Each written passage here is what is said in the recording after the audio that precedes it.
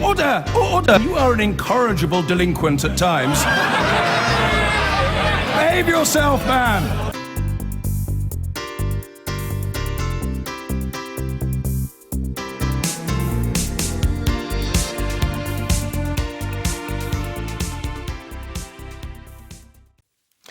Now, in case you thought the Brexit debate was all done and dusted, well, think again. Because despite Leave's clear victory over Remain in June, the issue is very much alive and kicking amongst British expat communities on the European mainland. They're mounting a legal challenge to prevent the government from triggering the fateful Article 50 without a full parliamentary debate.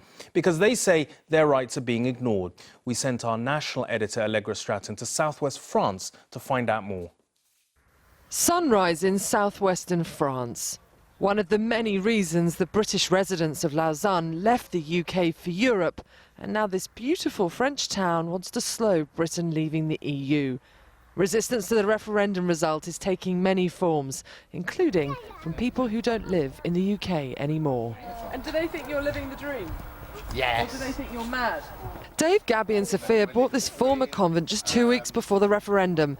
The French president has said all British nationals in France remain welcome post-Brexit. But until Theresa May does the deal, they're very worried. Whether we're, going to need visas to stay here, whether we can work here, whether Sophia will be able to go to school here. Will you have to go back, do you think? We could never afford to go back, this is the issue. The house prices, I know everyone's saying they've kind of steadied off, but they're still unaffordable to us.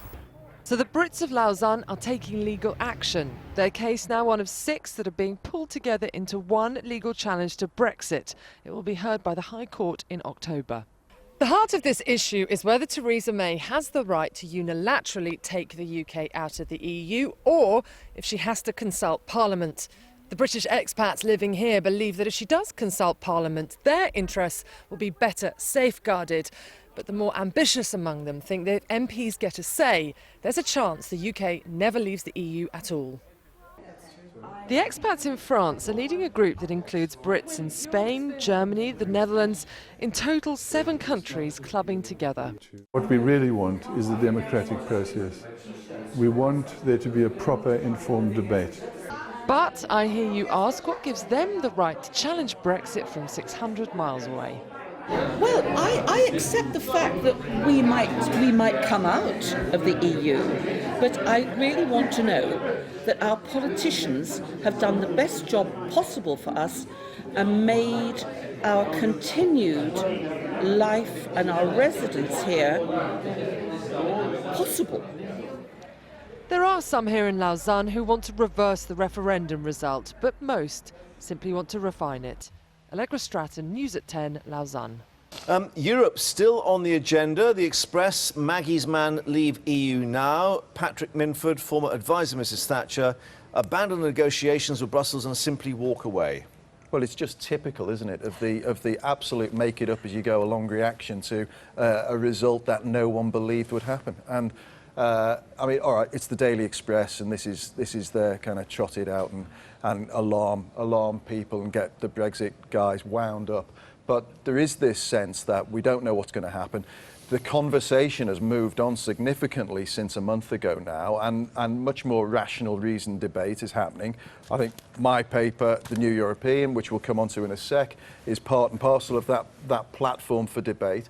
But we really are having the conversations now that we should have been having 6 weeks ago, unfortunately. So why weren't those conversations well, people were trying to have them, but they're being drowned out by buses and slogans and sound bites that didn't quite necessarily all stack up on both sides, to be honest. But both sides really had a terrible referendum and they let down the entire British public as a result. But here, I mean, States of Hate, Jason Walsh, exclusive report on the March of the Far Right.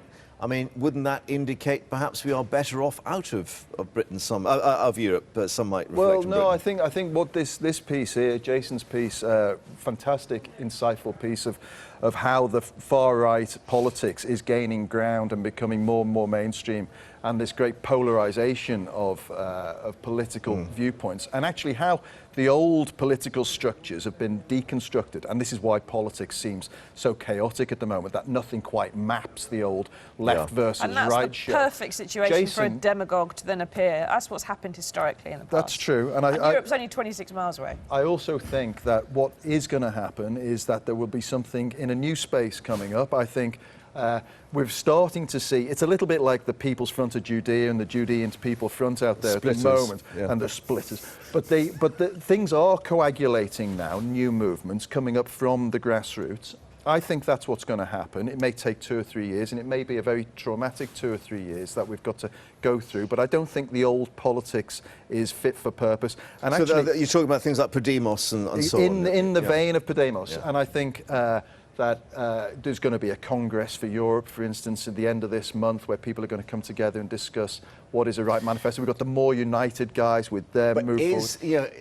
You're obviously very involved in it, but for the great public now, is it a turn-off? Have they had enough of all this? They've been through the Brexit ringer, if you like. I can shamelessly plug my own paper again by saying I don't think it is a turn-off, because they're buying this. It is droves. working.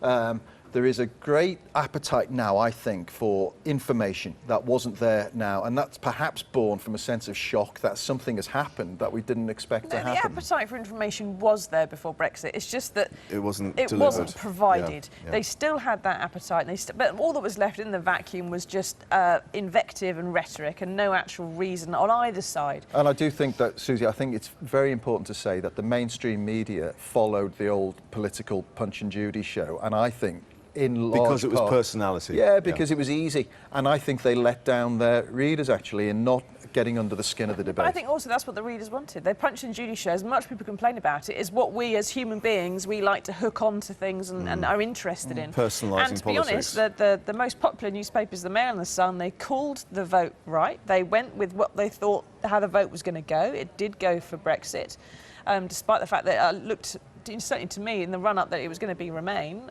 very narrowly, and they called it right, and they went with what their readers wanted. So I've been getting away with it all